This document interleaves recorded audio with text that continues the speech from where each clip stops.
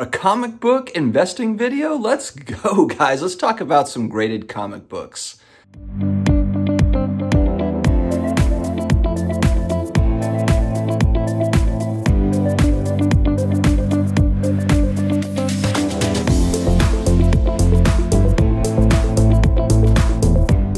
Hello to all my sports card collector, investor, all my collectibles friends. Today we're talking about comic books.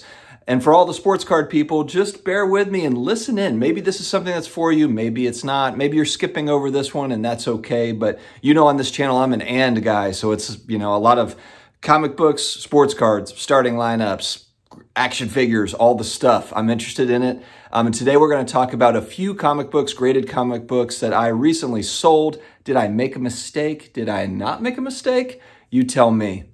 But before we get into it, please hit that subscribe button, mash the notification bell, karate chop it, as my son or daughter would say. We have more than, 500 videos on the channel now, and we are creeping upwards to 10,000 subscribers. As of this video, I think we might be a little bit short. Any help you can give us there would be very much appreciated. It's daily collectible stuff, guys. All the cool stuff, all the fun stuff. So you might be thinking I look a little bit different. I went into a new barber over the weekend and asked for a 3 on the sides, and I think I got more like a 1 on the sides. So the good news is I don't have to go back for a haircut, really probably for the next 3 months. But the bad news is it's going to be a little shorter than I was looking for. But hey, life goes on, friends. Life goes on. It's Monday. How's everybody doing? I hope that everyone's having a great week so far. I know it's just starting out, but hopefully we've got some good things ahead for us. Over the last few weeks, I have sold a few of my graded comic books that I got a couple of years ago. So when I first got back into the hobby 3 years ago, I got back into graded comic books and sports cards, but actually did buy probably more graded comic books to start with as I was kind of learning more about sports card stuff.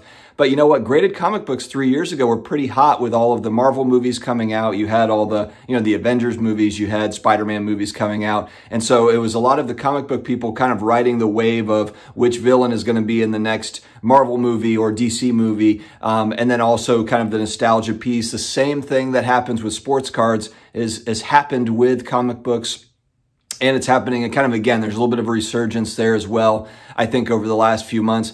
Graded comic books, from what I've seen, not as volatile. So a little bit of volatility, but it's been really a steady climb if you look at some of the graded books that I have. And then I have some that have dropped a little bit, and so it's a normal market, but it's definitely not as up and down as sports cards, is what I've seen anyway. Maybe here recently, you've seen a surge, but I mean, for the most part, I think it's been a little bit more steady, which is kind of nice, especially if you're buying Silver Age Marvel books, or Golden Age for that matter. But some of that vintage stuff is kind of just really cool to have. I view it as a piece of history to have and own, and would like to own more of it. Right now, the pricing is fairly high. So for me, I'm kind of in more of a wait mode, kind of a hold mode to see if prices come down over time. And they may not, but I felt that pricing had gotten to a point where I needed to kind of sell off some of these, and I didn't want to see them go. I didn't have multiples of some of these, so it was, it might be one of those deals where I look back down the road and I'm regretful, but, I have other things that I wanted to get into and, have to kind of buy to, have to sell to be able to buy more. In my case, not unlimited funds here. So I'll go ahead and go through what I sold here recently. All right, first off, Amazing Spider-Man number 300. This is an iconic cover by Todd McFarlane. This is the same guy that started Image Comics with some of his other buddies that left Marvel to start Image. Image Comics were a big part of my childhood. It was Youngblood and Spawn and The Savage Dragon, and those were all books that were very popular in the early 90s, and that was when I was collecting. Just a lot of fun. Image Comics were the first to really, it was amazing artists where the characters were really just popping off of the cover. Just really, really cool stuff. So Todd McFarlane is a household name in the comic book world.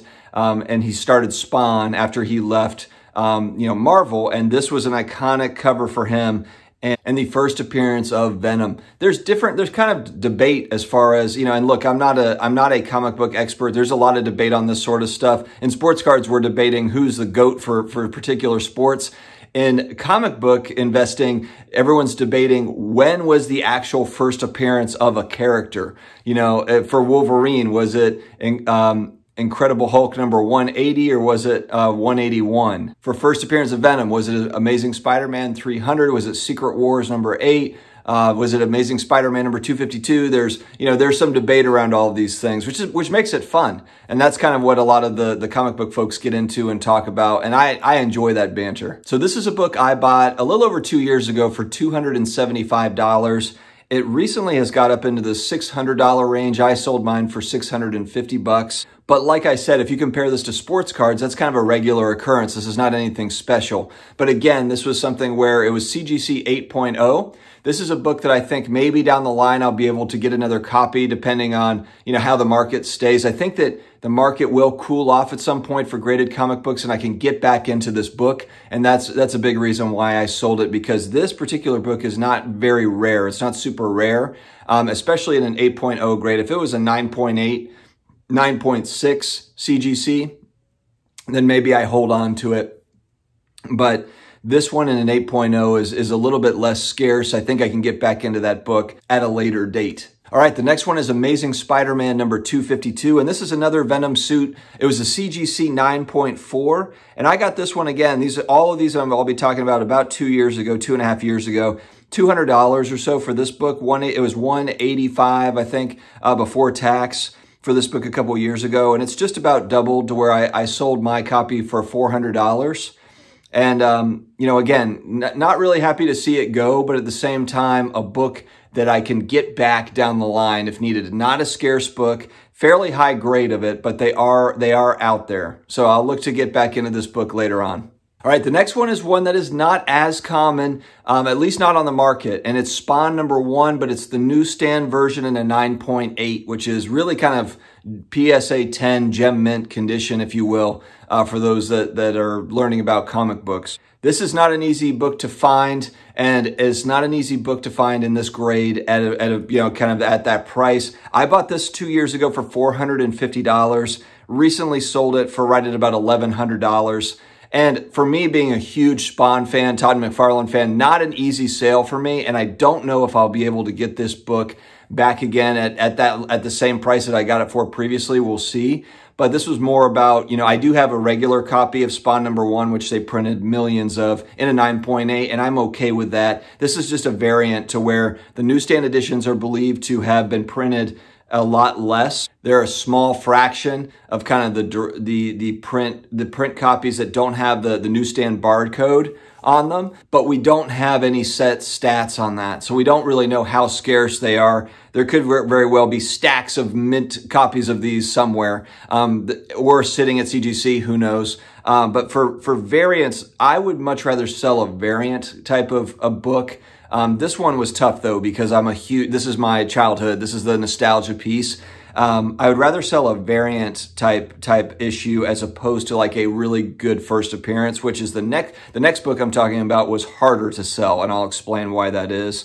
But this one was tough to see go, but again, it was about 3 times what I had paid for it a couple of years ago. The next one is Tales of Suspense number 48, and this is an interesting book. This was a CGC 6.5, the one that I sold, and this is the first appearance of Iron Man, but in the new suit. So in kind of that red and gold suit that he's got. Before that, he was in a gray suit. So that was something it's kind of like when you see the very first Incredible Hulk number 1, Hulk is actually gray. He's not green yet.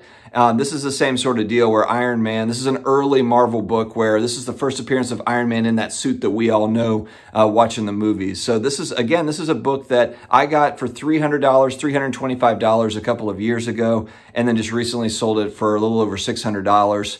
So it had doubled in price. This one was harder to let go though, because I think that these are more scarce.